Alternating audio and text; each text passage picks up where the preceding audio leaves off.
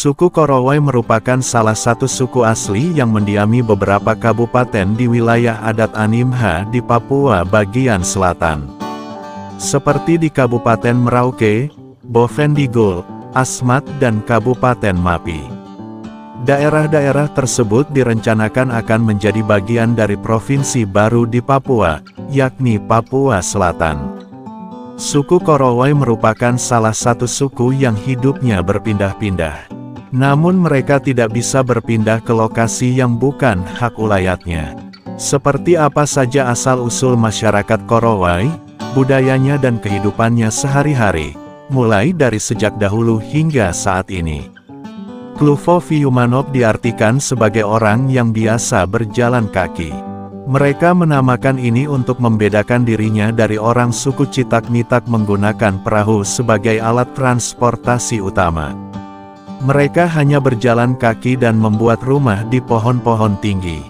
Bahkan, dalam perang pun mereka hanya berjalan kaki, kata Lekitus seperti yang tertulis dalam bukunya tersebut.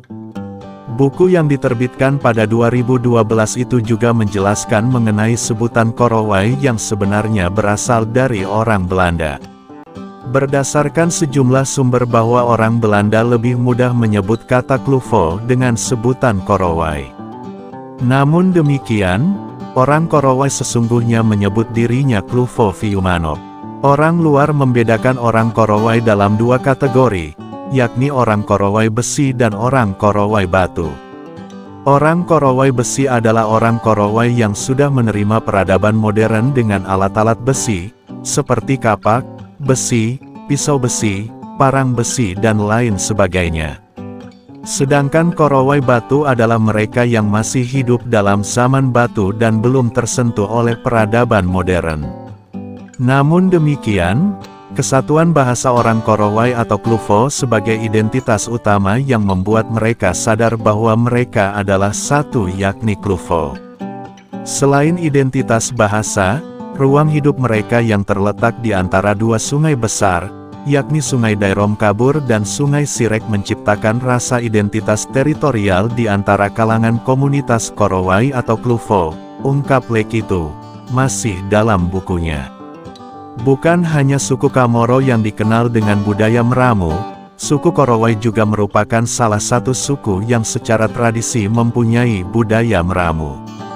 Antropolog Universitas Cenderawasih, Hanro Lekito mengungkapkan, suku Korowai dikenal sebagai peramu yang sehari-hari meramu di wilayah adatnya masing-masing.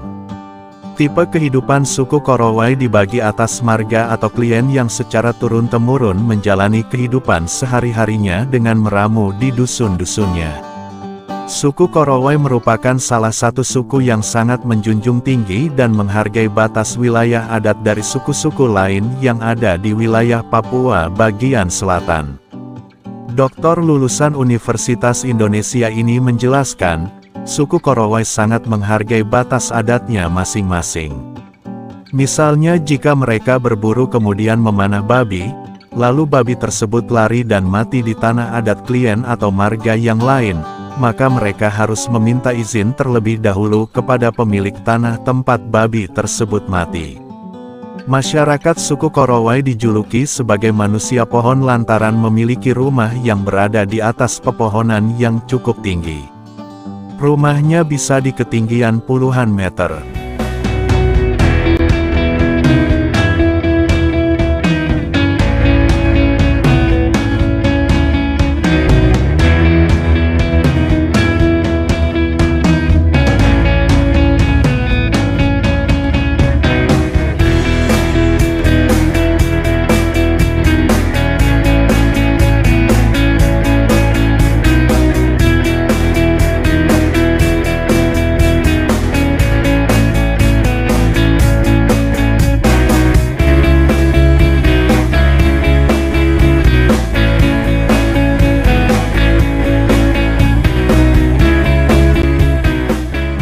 Pria kelahiran Teluk Wondama, tanggal 7 Januari tahun 1969 ini mengatakan, dirinya pernah mendampingi orang Korea melakukan pemutaran film terhadap tempat tinggal masyarakat Korowai. Mereka membangun rumah di atas pohon dengan ketinggian kurang lebih 40–70 meter.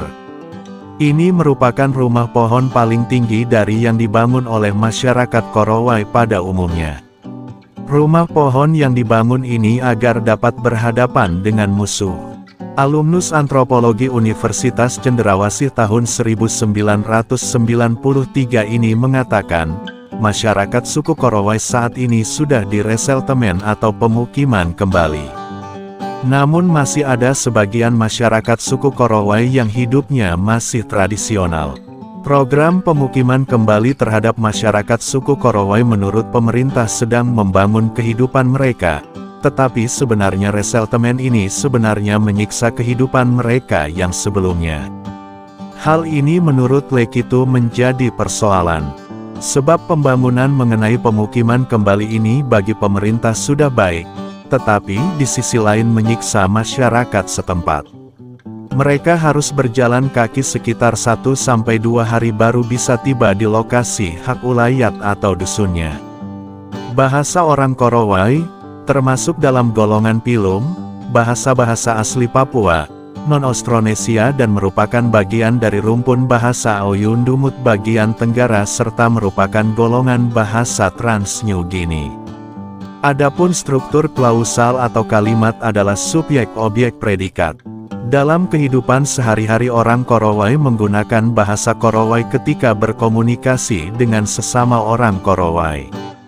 Orang Korowai mengenal dua jenis tarian yang lazim digunakan dalam setiap aktivitas kehidupan mereka, tarian Kulomon atau tarian Tate. Tarian ini sama dengan tarian Asmat, kaki digoyang ke sana kemari, buka tutup kaki secara cepat dengan irama lantunan suara. Kulomon biasanya dilakukan ketika perkumpulan waktu pesta ulat sagu. Tarian ini juga berlangsung dari malam sampai pagi hari. Tarian Hasam atau tarian busur adalah tarian ketika mereka berlari sambil bernyanyi dan memegang busur dan anak panah. Ini merupakan ekspresi dari tarian perang orang Korowai.